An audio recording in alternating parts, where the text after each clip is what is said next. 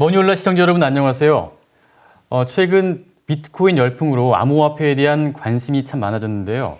이 암호화폐와 블록체인 그리고 이를 기반으로 한 그 디지털 자산 혁명 이런 주제를 가지고서 오늘 좀 얘기를 풀어가 보려고 합니다. 이 분야 최고 전문가시죠. 고려대학교 블록체인 연구소 소장님을 맡고 계시는 인호 교수님 모셨습니다.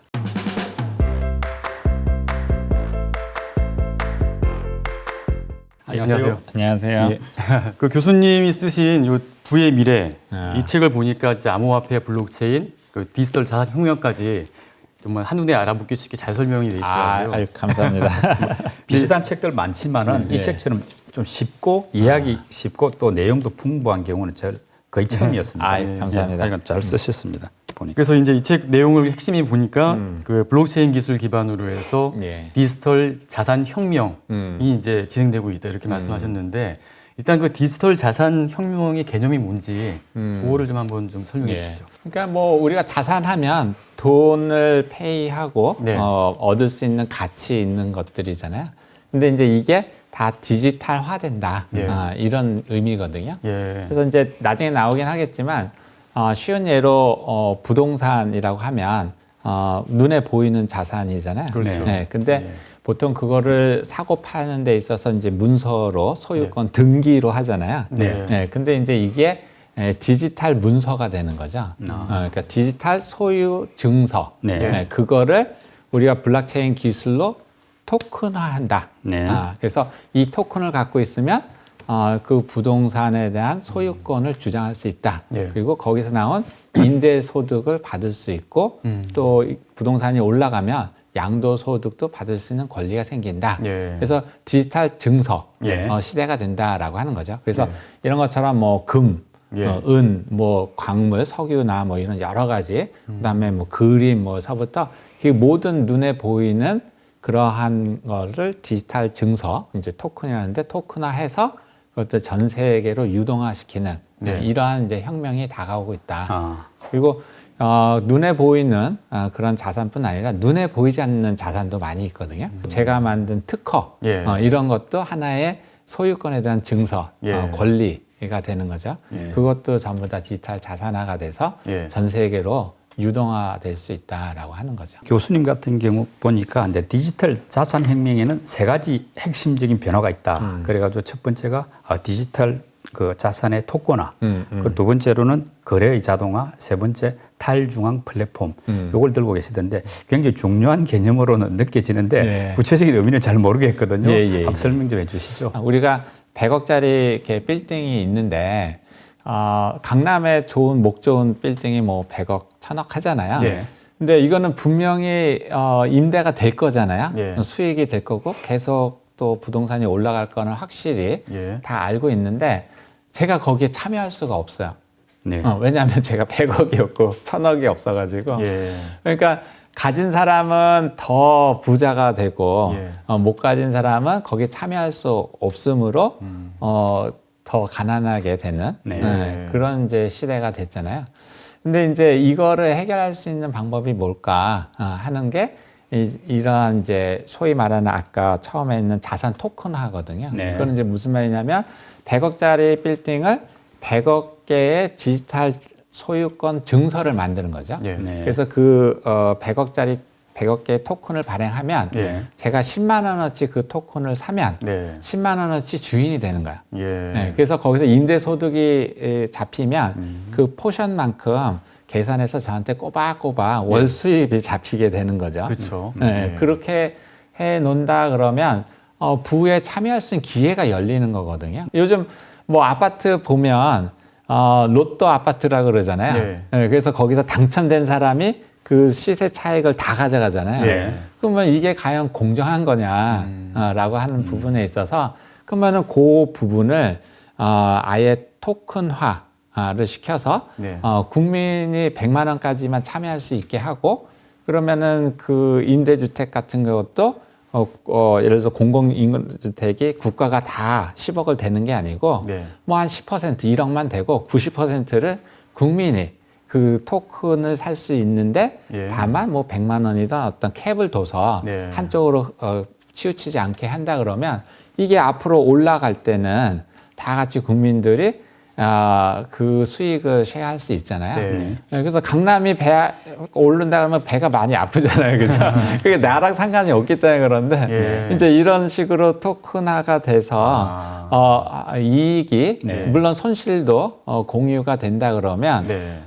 배 아플 이유가 없죠. 그래서 토큰 하니까 그게 예전에 그 버스 탈 때 예. 전 그 토큰이 생각나는데 예, 예. 어떤 뭐 일종의 그런 개념으로 그런 개념이죠. 그러니까 왜냐하면 왜 버스에 토큰이 필요하냐면 장돈을 거슬 때 시간이 없잖아요. 네. 그렇죠. 그러니까 예. 이제 토큰을 미리 계산을 해서 그거를 지불하고 토큰 하나 하면 버스 탈 수 있는 권리잖아요. 예. 그런 것처럼 뭐 빌딩을 뭐 문고리 하나 누구는 문고리 하나 사고 예. 누구는 화장실 뭐 수도꼭지 하나 사고 뭐 이런 식으로 예. 토큰화를 예를 예. 들어서 그거는 아니지만 어쨌든 토큰의 그 권리를 가지게 되면 예. 부를 어떤 공유가 되고 예. 소득 격차나 이런 양극화 문제를 예. 어느 정도 해결할 수 있지 않겠냐라는 부분에서 굉장히 큰 의미가 있다고 생각하고요. 예, 예. 그래서 이제 자산을 이렇게 토큰화하는 거 어떤 대세화가 되죠. 그래서 그걸 토크나이제이션, 네. 이제 토큰화라는 예. 표현을 해서 모든 디지털 자산들, 그러니까 뭐 금이나 은 같은 거 또는 우리의 컨텐츠나 뭐 지적재산권, 데이터 이런 거를 모두 자산화해서 예. 부분 소유하게끔 해주는 네. 것이 자산 토큰화 부분이 되겠고요. 예. 그러면 이제 이런 것들을 이제 사고 팔 때 우리가 거래를 하게 되잖아요. 네. 근데 이제 거래를 할 때 에스크로라는 부분이 있어요. 우리가 핸드폰을 제가 인터넷상에서 팔 때 물건을 보냈는데 돈을 안 보내. 네. 또는 돈을 보냈는데 물건을 안 보내. 예. 그러니까 신뢰관계가 없기 때문에 거래가 안 되잖아요. 예, 예. 그러니까 이제 이거를 제 신뢰를 할 수 있는 뭐 쿠팡이든 아마존이든 이런 데다 두고 예. 일단은 물건을 보내봐. 네. 물건을 보내면 돈을 이제 페이를 먼저 하게 되죠. 그렇죠. 그래서 그거를 예. 돈을 맡기고 있잖아요. 그걸 예. 에스크로라고 하잖아요. 중개자. 네, 중개자 역할을 예, 예. 신뢰를 담당하고 대신에 여기서는 수수료를 많이 가져가죠. 네. 근데 이런 부분 없이 블록체인의 스마트 컨트랙이라는 기술을 쓰면은 네. 이게 이제 자동화가 되는 거예요. 그렇죠. 네, 그래가지고 돈을 미리 페이하고 네. 물건을 보내고 예. 또 이제 물건 받았으면 그 돈을 내가 받고 네. 그래서 신뢰 중개 기능을 이 중개자 없이 블록체인 기반으로 자동화되니까 네. 훨씬 싸고 빠르게 되는 거죠. 네. 그럼 일종의 그러면 돈을 일단 예치를 해놓고 그쪽에서 물건을 보내면 돈이 입금되게끔. 그렇죠. 뭐 그게 그런- 이제 그렇게 프로그램을 프로그램이 되고 된다는. 누구도 이거를 위변조를 못하게 네. 블록체인 기술로 블록체인 그거를 지원을 하는 거죠. 예. 그러니까 거래 자동화하고 탈중앙 플랫폼이 자동으로 설명이 된 셈이네요. 예, 그렇죠. 이제 그래서 그게 서로 이제 제가 갖고 있는 부동산 토큰 예. 하고 뭐 거기 있는 미술 예. 토큰을 서로 맞바꾼다. 예, 예. 이럴 때 이러한 거를 스마트 컨트롤을 쓰면은 예. 사람이 뭐 일일이 만져보고 맞춰보고 또 신뢰관계 중개하는 기능을 자동화해 버린다. 네. 이렇게 돼서 예. 수수료가 내려가게 되고 믿을 수 있는 그런 시스템이 되는 거고. 예, 예. 그다음에 이제 뭐 연관해서 이런 것이 탈중앙화 플랫폼이 네. 되면서 이제 거래 시스템이 되는 거죠. 네. 그러니까 기본적으로 이 시스템을 만드는 어떤 주체는 있어야 될 것 같은데요. 지금 말씀 들어보니까. 비트코인 같이 아예 그냥 이렇게 자동으로 굴러가게끔 이렇게 놔두는 게 아니고 어떤 뭐 부동산이면 부동산, 뭐 미술품이면 미술품 그게 이제 운영이 되려면은 그 시스템을 만들어야 되지 않습니까, 누군가. 그래서 보면은 일단은 이제 전자지갑이라는 게 필요해요. 예. 이제 어떤 부동산 토큰이든 네. 뭐 암호화폐든 그거를 담을 수 있는 전자화폐가 필요로 한 거고, 그렇죠. 전자지갑이 필요한 거고. 그러면 이 전자지갑에서 거래소를 통해서 이제 토큰을 사고 팔게 되겠죠. 예. 근데 이제 토큰을 여기다가 올리는 상장하는 토큰 자산 발행 회사가 또 필요한 거야. 그래서 예. 현재 부동산이면 부동산을 먼저 그거를 그 담보로 잡고 등기서부터 그걸 다 옮겨놔야 되잖아요. 네. 그리고 그거를 기반으로 토큰을 발행을 하는 거고 예. 또 금이다 그러면 금을 담보로 잡고 또 금 토큰을 발행해야 되고 그러니까 이런 거 같은 경우는 중앙에 네. 누군가가 좀 대신 해주고 그거에 대한 확실한 정보를 또 국가 같은 데다가 규제를 해서 예. 받아야지. 만약에 금을 또 없는데 토큰만 발행하게 되면 이제 사기가 되는 거죠. 그렇겠네요. 네. 그래서 누군가는 그 지켜보고 검증하는 그런 기간이 좀 필요한 거고 예. 그렇게 해서 이제 발행한 토큰들이 중앙의 거래소에 이제 오게 되는 거죠. 네. 예. 그러면 이제 내 전자지갑에서 디지털 원화나 디지털 달러, 뭐 비트코인, 뭐 여러 가지 것들을 가지고 뭐 부동산 토큰을 이렇게 여기서 이제 사게 되고 또 필요할 때는 그거를 또 바꾸게 예. 되게 되겠죠. 조금 이제 구체적으로 들어가서 보면 이제 토큰 경제에서 제일 관심이 사람 아까 좀 전에 말씀하셨습니다만은 이제 부동산 거래 같아요. 부동산 이제 모양이 있고 또 약간 토큰하기도 상대적으로 쉬워 보이는데 그래도 이걸 뭐 구체적으로 누가 어떻게 발행하고 또 어떻게 거래하는지 팍 와닿지는 잘 그렇죠. 이해는 안 그렇죠. 되거든요. 그거 한번 좀 상세히 설명 좀 해주셨으면 합니다. 지금 현재 금융위에 네. 그 규제 샌드박스라고 있어요. 그러니까 네. 규제 때문에 하지 못하는 것들을 좀 잠시 열어달라. 예. 그래서 일정 규모, 일정 시간 동안 그거를 해보고 문제가 생기면 고쳐나가고 네네. 그렇게 할 수 있는 굉장히 좋은 제도인데 거기에 이제 카사코리아라는 회사가 금융 샌드박스에 신청을 한 거예요. 그래서 그건 뭐냐 하면 우리가 건물주가 있는데 한 네. 105억대나 그거를 처분 신탁을 맡긴 거야. 그래서 신탁 회사가 예를 들어서 뭐 하나은행이나 국민증권이나 뭐 여러 가지 네. 기관들이 있거든요. 그러면은 그거를 담보로 증권화를 예. 시킨 거죠, 거기서. 네. 그러면 그 증권화 한 거를 부분 소유로, 그러니까 100억짜리면 5천원권으로 나눠서 그 소유권을 이 카사코리아 안에서 매매를 할 수 있는 네. 그러한 토큰으로 만든 거죠. 예.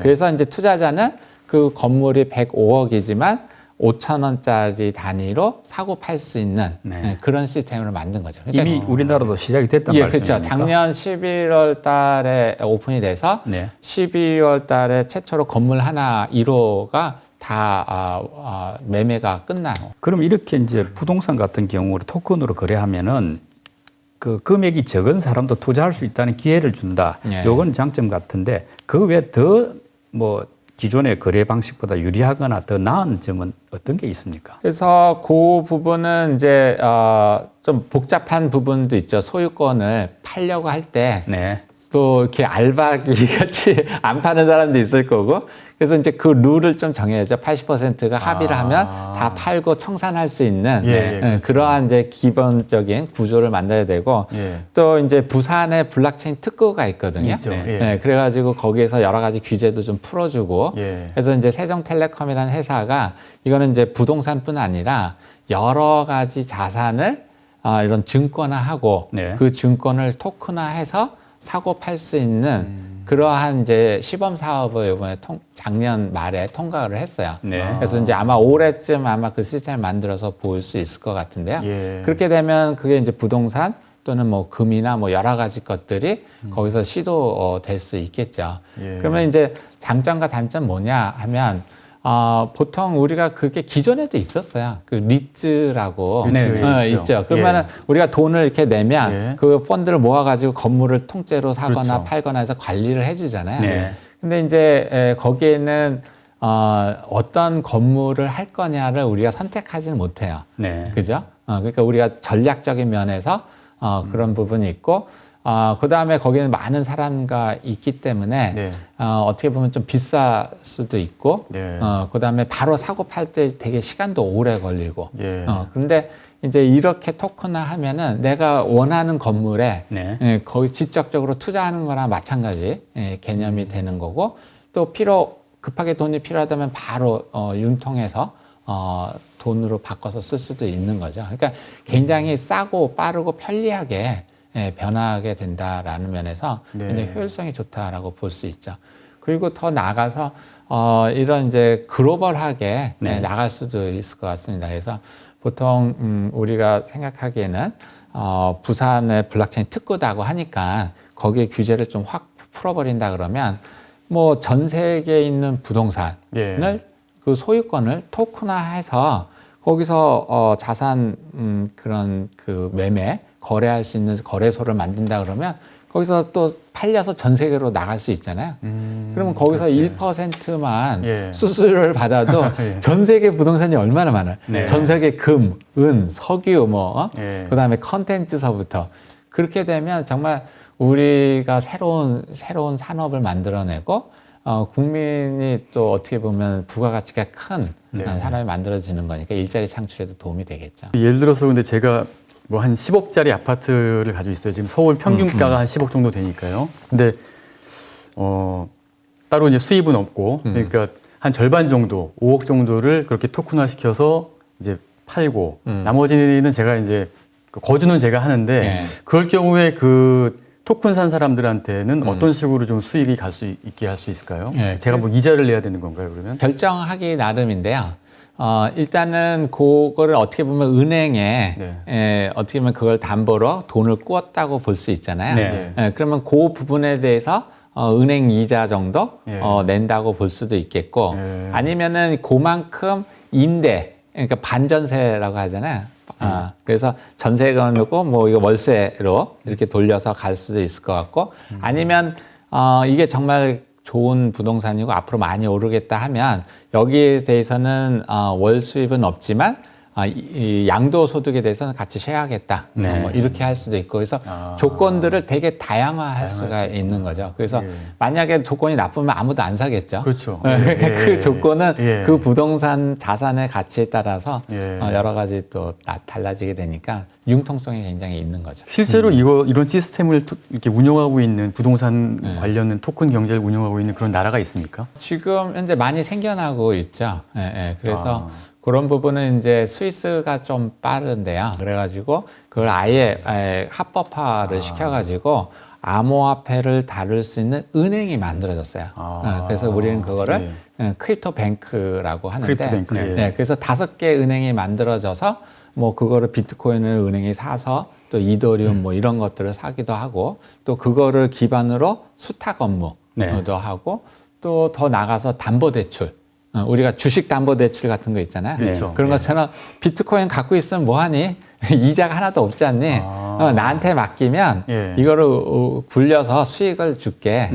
뭐 이런 것들도 가능하게 되는 거죠. 좀 다양하게. 그래서 이제 이게 새로운 신 디지털 금융 산업으로 발전하고 있는데 굉장히 제도화가 잘 돼 있고 그다음에 이제 뭐 싱가포르나 홍콩에서도 요번에 이제 텐센트 굉장히 큰 기업이잖아요.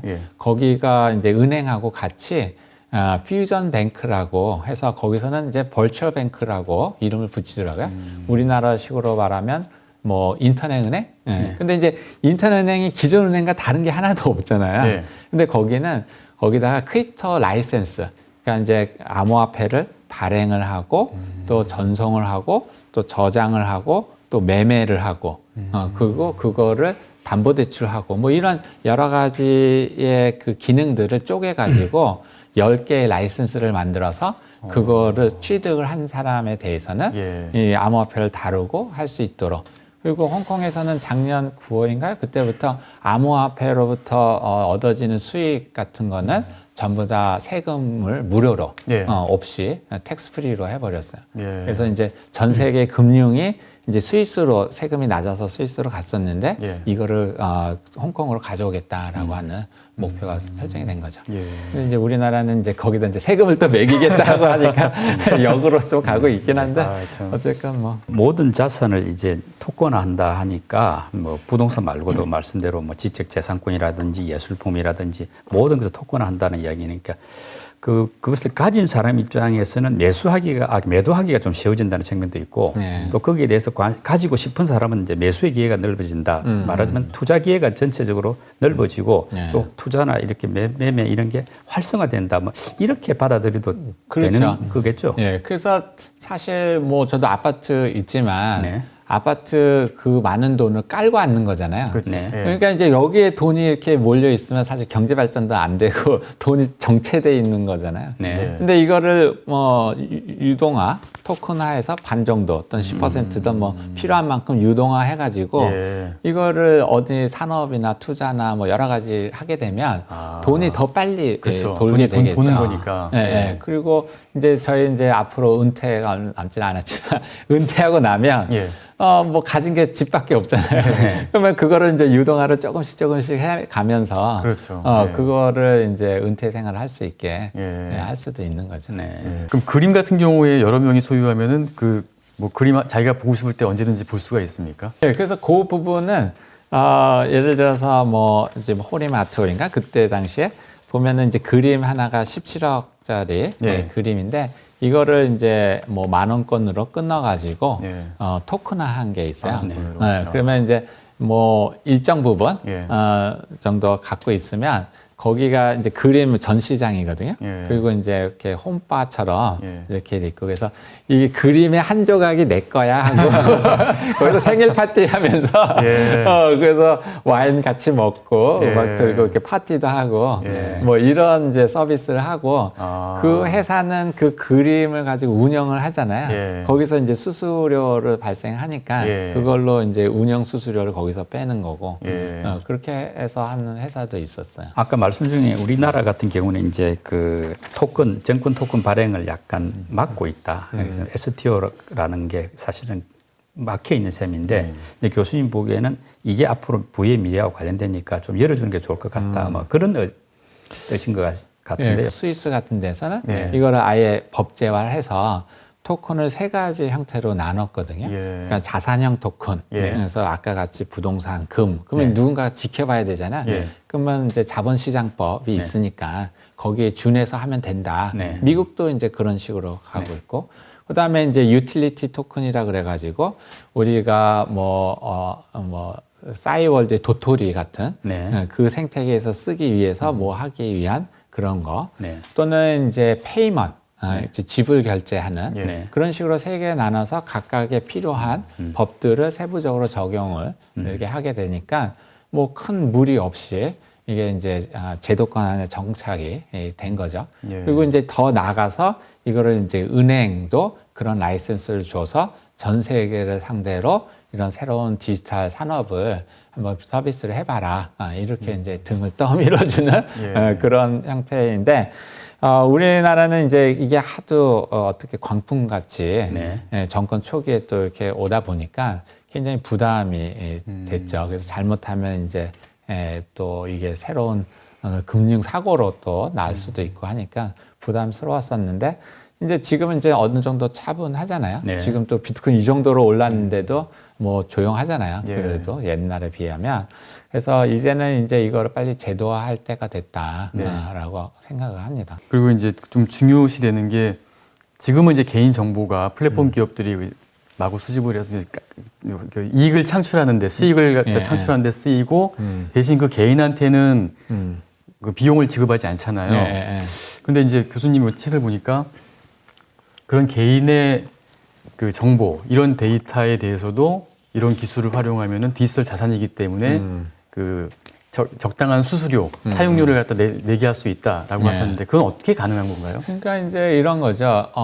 예를 들어서 우버를 예를 들면 우버는 자기 차가 하나도 없잖아요. 예. 그래서 차를 대는 사람과 차를 타고자 이용하고자 하는 사람이 서로 만나기만 해줬단 말이에요. 네. 그래서 실제 운전하는 사람은 그 차를 제공하는 사람인데 분명히 거기에 컨트리뷰션을 했다고 보거든요. 생태계를 확장하는데. 예.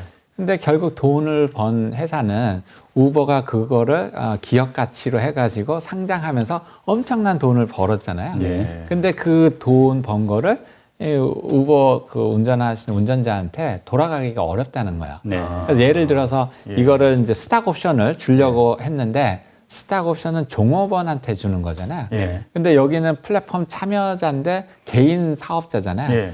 그러니까 개인 사업자한테 스탁 옵션을 주면 뭐 증여나 뭐 이런 식으로 해서 세금이 더 커진단 말이에요. 네. 그래서 이제 이거를 그러면 어떻게 풀 거냐 해서 미국도 굉장히 고민을 해서 법을 또 바꿔야 되고 뭐 여러 가지 측면이 있거든요. 또 법을 바꾸면 그럼 누구한테는 주고 누구한테 주지 말고 뭐 복잡하거든요. 그러니까 결국은 여기에 이제 토큰이 들어가면 토큰으로 모든 지불 결제를 하게 되면 거기에 이제 데이터가 남죠. 네. 그럼 누가 얼마나 운전을 해서 얼마나 벌어서 이 전체 생태계를 키우는데 도움을 됐냐? 예. 이런 게 이제 자동으로 계산이 돼서 시장에서 그 토큰 가격에 따라서 예, 예. 그게 결정이 되는 거니까 그렇게 자동으로 거기에 대한 컨트리뷰션 한 만큼 예. 지불하게 되는 예. 것이 되는 거죠. 그래서 이렇게 보면 어떻게 보면 플랫폼 독점을 네. 하면서 이익을 혼자 다 가져가는 그런 어떻게 보면 자본주의의 어떤 병폐를 조금 보완할 수 있는 예. 그런 시스템이 이제 토큰 경제학이다 이렇게 하고 누구는 그걸 이제 프로토콜 경제다 예. 이렇게 얘기를 하죠. 네. 그래서 이제 프로토콜은 규약이잖아요. 미리 약속을 한 거니까 그 약속한 대로 그 생태계에 공헌한 만큼 가져갈 수 있게끔 예. 미리 셋업을 하는 거죠. 예. 정해놓으니까 네. 그거대로 돌아가는 예. 그런 세계가 되는 거죠. 디지털 이제 자산 중에서도 말씀하신 그 데이터 자산이 앞으로는 상당히 이제 말하자면 돈이 되고 예. 그것이 새로운 어떤 뭐 가치 창출의 그렇죠. 예. 뭐 기회가 된다는 말씀인데 그러면 앞으로도 이 데이터를 거래하는 일종의 데이터 거래 시장 이게 또 커지고 좀 활성화될 수 있을 것 그렇죠. 같다 생각이 드는데 어떤가요? 맞습니다. 그래서 사실은 제가 여기 핸드폰 있으면 저의 생활에 내가 무엇을 좋아하는지 더 잘 알거든요. 네. 내가 어느 위치에 가서 뭐를 페이하고 그렇죠. 예. 뭐 이런 것들 얘가 더 잘 안나요. 저는 까먹지만. 그러면은 근데 이 데이터가 예. 다 플랫폼 기업에 가 있잖아요. 네. 뭐 구글에 가 있고 애플에 가 있고. 예. 근데 그들이 그 데이터를 가지고 도대체 어디에 활용을 하고 있는지 네. 그리고 그거에 맞춤형 광고를 해서 뭐 몇십 조씩 번단 말이야. 네. 근데 저한테 오는 혜택은 그냥 뭐 공짜로 그 소프트웨어를 쓰는 정도밖에 안 되잖아요. 네. 그러니까 이제 어떻게 보면 불공평한 거죠. 그렇죠. 왜냐하면 저가 만든 데이터고 네. 그 데이터의 주인은 저 거라고 생각을 하는데 그렇죠. 이게 내 주인의 허락도 없이 아니면 뭐 포괄적 동의는 했겠죠. 예. 그거를 누군가가 어디에 활용하는지도 모르고 네. 얼마를 버는지도 모르고 근데 나한테는 한 푼도 안 들어오고 네. 이게 과연 공정한 거냐. 네. 그래서 이제 유럽에서는 이런 데이터 주권을 네. 법으로 네. GDPR이라고 하는 그거를 이제 정해가지고 프라이버시를 보호하고 데이터 주권을 인정을 하고 예. 이 데이터를 쓰게 되면 마땅히 페이를 해라. 네. 이렇게 이제 권리를 주장하는 네. 것이 되는데 우리나라도 이제 그런 것들이 좀 필요하겠죠. 네. 그러면은 이런 데이터를 제가 생각할 때 블록체인이 하면 더 투명하게 할 수 있어요. 왜냐하면 데이터를 어디에 썼는지를 그런 블록체인에 올리면 누구도 위변조하지 못하잖아요. 네. 그러니까 투명하게 내가 어디에 썼는지 볼 수가 있단 말이에요. 네. 그러면은 거기에 대한 마땅히 페이도 지불을 해라라고 네. 하는 거고, 그러니까 신뢰성 있게 내 데이터에 대한 권리를 행사할 수 있는 거죠. 네. 투명하게 내 데이터 주권을 행사하게끔 예. 그러한 플랫폼이 만들어지면 네. 굉장히 저도 안심하고 네. 그거를 데이터를 자산화해서 네. 나한테 수익이 돌아올 수 있는 거죠. 네. 그래서 이제 전 국민이 자기의 그런 데이터를 네. 가지고 사고 팔게 된다면 거기서부터 수익이 만들어지잖아요. 네. 그 수익이 마치 기본소득처럼 꼬박꼬박 오게 되면은 데이터 기반 기본소득 네. 이런 시대가 올 수 있다라고 하는 거죠. 아. 네, 사실은 뭐 기본소득은 다 이렇게 좋은데 재원을 어디서 마련할 거냐. 네.